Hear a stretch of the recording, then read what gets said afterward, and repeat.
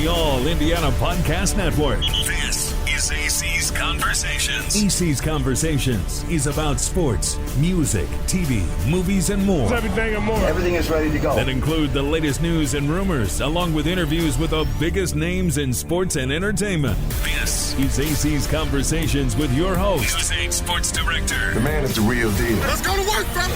Anthony Calhoun. Had a chance to go one-on-one with this year's Indy 500 champ. All right, here with this year's, the 107th running of the Indy 500 champion, this guy right here, Josef Newgarden. Man, congratulations. Been following your career from day one, and here you are finally kissing the yard of bricks. I see on your face, seeing your eyes. I know this is a special day for you, man. I'm pretty sure this is the gift that keeps on giving, the Indianapolis 500. I can already tell. There's just so much that comes with it. But let me tell you what, I really mean this. There's no bad seat in this house. You know, whether you're sitting in turn 1 or turn 4, or you're working on a car, or you're a friend, or you're a driver, it doesn't matter. We all make up the energy of what the Indianapolis 500 is. And it's been such a privilege to be here for 12 years. It's a grind mentally. It gets harder every single year because it comes down to one moment. You got to be good on race day. That's the only day that matters. But we live here the whole month, and so when it works out, I'm finally realizing that it's all worth it. Take me through that last lap, because you had one lap to get it right, and you said earlier you're going to live and die by that lap. You're going all out, right? Take me through that. Look, I was either winning the race with the team or I wasn't coming back. It's just I didn't want to take anybody out, but I mean, I was going to put everything on the line with our car to win this race. You just, when you show up to Indy, it's silly to say, but the only thing that matters here is winning. You've got to come to win the race. You either won the race or you didn't win the race when you leave here, and it is such a heartbreaker if you leave here not winning the race. Every single year I've had my heart broken, and there's a lot of people that have hearts broken. So yeah, today I was putting it all on the line. My team put it all on the line. This is a huge team sport. I had the car to do it. Our shell car looks beautiful, and Team Chevy did an amazing job for us. And just to have it all come together and get an opportunity to win it, I'm speechless. You have no idea. I'm just emotionally drained at this point. I could tell, man, immediately afterwards, too, bro, you didn't just climb the fence. You went into the stands.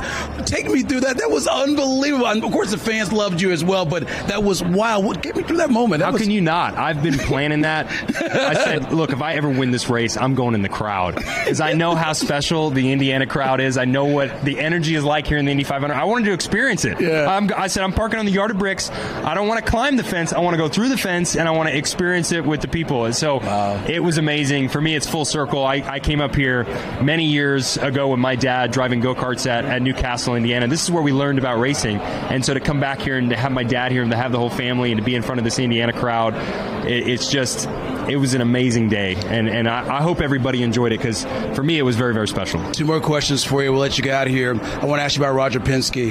Here's a guy who went after you, committed to you. He just bought this place, and now he gets his first win, and you give it to him. 19th victory for him at the Indy 500. Yeah, I put my hand on his shoulder. I said, Roger, we were in victory lane. I go, we got to get 20 now. He was way ahead of me. He didn't even take a breath. He was absolutely, he's already thinking about number 20. We're not even wrapped up on 19, and he is ready for the next one. That's just the way he thinks. And I hope everybody has appreciated what Roger has done here to this track. It's never felt more comfortable. It's never been more beautiful. I think this is, one of the greatest 500s we've ever had, and a lot of that is thanks to RP. He is the best custodian that you could have for this place. He grew up coming here. This is how he fell in love with racing, was the Indianapolis 500. So it is very special to win one for him, especially now that he owns the track. And finally, last question here. What a life you've had, and how blessed you are today. And I love the moment with your wife, Ashley, and your son there on the yard of bricks together. You wouldn't be anywhere without the support of having a great wife. And so what did it mean to you have her there, your mom there as well, to see this, the greatest moment of your life for now when it comes to racing? I'll never forget it. My wife is a rock star. She has seen the heartbreak more than anyone else, and she's lived it. And it's not easy. When you leave this place and you don't win, it just tears your heart apart. And she has to live with that. And I'm terrible to be with when I have a broken heart. And so she's been such a rock star, and she's just as competitive as I am.